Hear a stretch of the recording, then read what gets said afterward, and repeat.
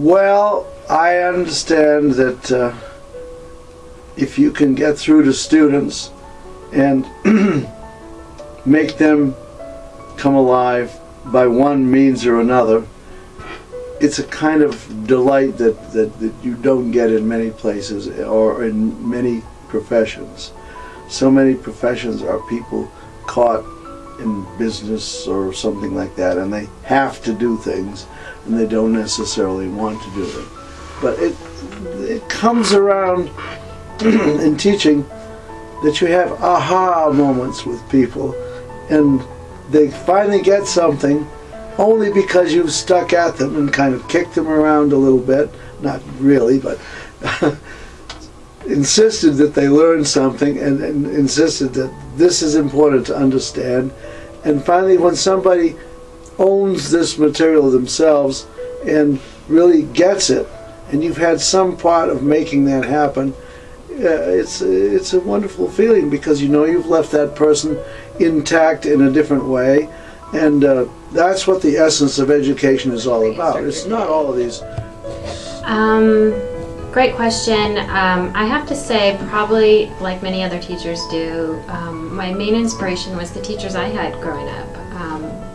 I clearly remember from kindergarten all the way through graduate school, teachers having a profound impact on me.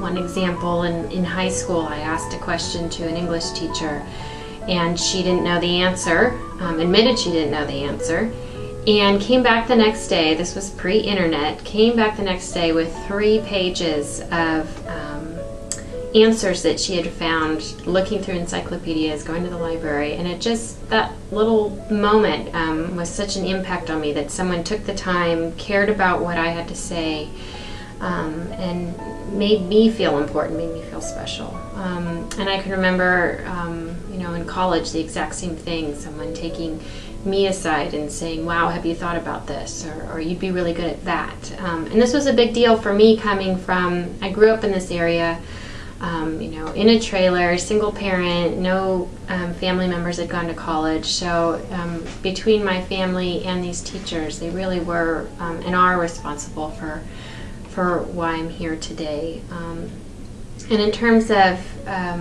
my teaching today, I have to say that I'd like to take all the credit for being a good teacher, but I really think it's my discipline. I think sociology is just inherently interesting. I mean, it applies to our everyday life, and you know, students are constantly telling me how they took what we talked about in class or what they read in book and took it home and, you know, start a conversation with their family or their partners or their children. So I think, you know, contrary to some other disciplines that I think might be a harder product to sell, math's my favorite example for that, sociology just really has a direct and immediate impact on people's lives and helps them understand and think about the world in ways that maybe they hadn't before. So.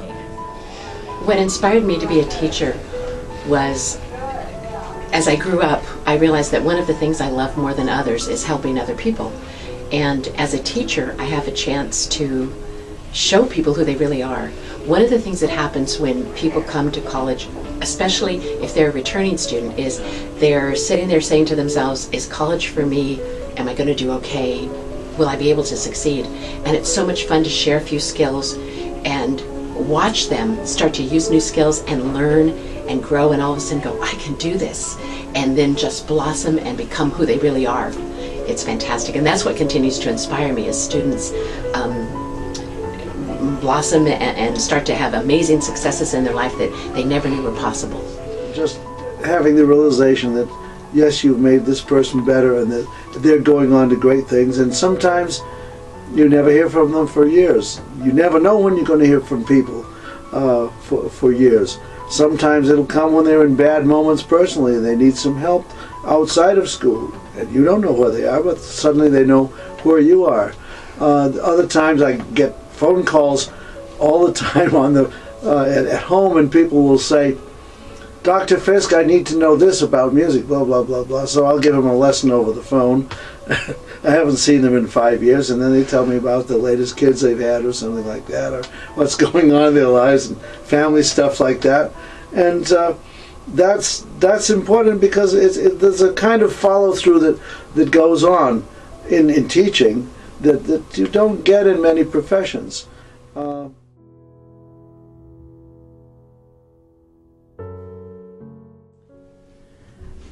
This is about my 6th year here at Shasta College, but prior to that I did 8 years of teaching at UC Davis as both a teaching assistant and had my own courses. And it was really there at UC Davis that really made it concrete that I wanted to be a teacher. I went in wanting to be a researcher and hide out in the library. But it wasn't until I actually got in front of students that I realized that's where I think my passion lied, that just that direct impact, direct connection, and feeding off that energy. A lot of people think that, it's all about students learning from teachers, but it's really the other way around. That I learn more from my students and the conversation I have from my students than I'm sure that they learn from me. An adjunct instructor, a part-time instructor in January 1993. I was hired full-time in August 1996, and so I've been here full-time since then. I started teaching in January 1973, and I've taught at different community colleges and universities around the country. I also taught at McDonnell Douglas, which is aircraft and all kinds of things like that, manufacturing, and it now is Boeing. So I have both corporate America experience as well as educational experience, which is fun because then I can bring both kinds of information to the classroom and help students know what to expect as they go into the workplace, as well as what to expect in a classroom, and help them succeed. Let's see, I think this is my 25th year at Shasta College. Yeah, 1988 I came here. I hadn't had a job for about a year and a half at that time, and I heard about a job opening here, and I read it in the a newspaper for professors and so forth.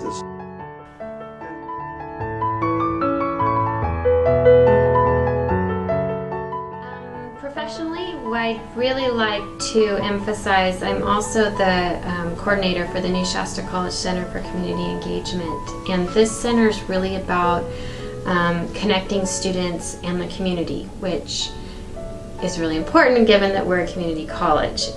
It's a way to really help support what students are learning in the classroom and apply it out in a real world context.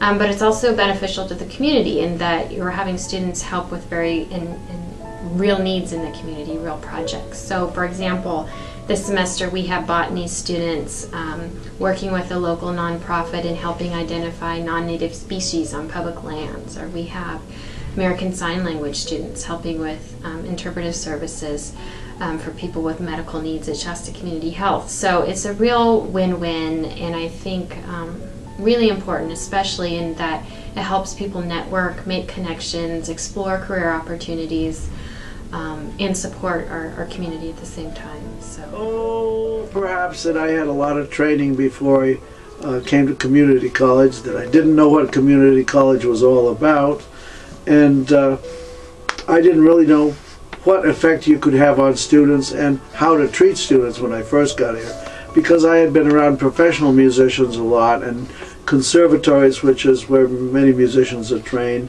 and it's always competitive. You've got to take the next audition, and if you're not number one, you just kick completely out, and then you go to searching around for the next job and so forth.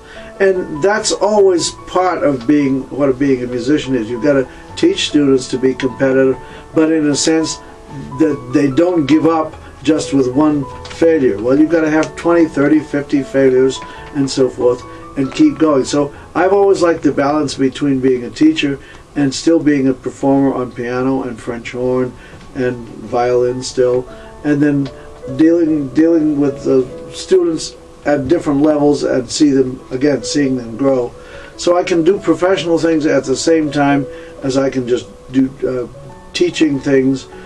Teaching is important, but also being a trained musician myself and carrying through at that level. I have my dissertation was published and so forth, and I still do some writing.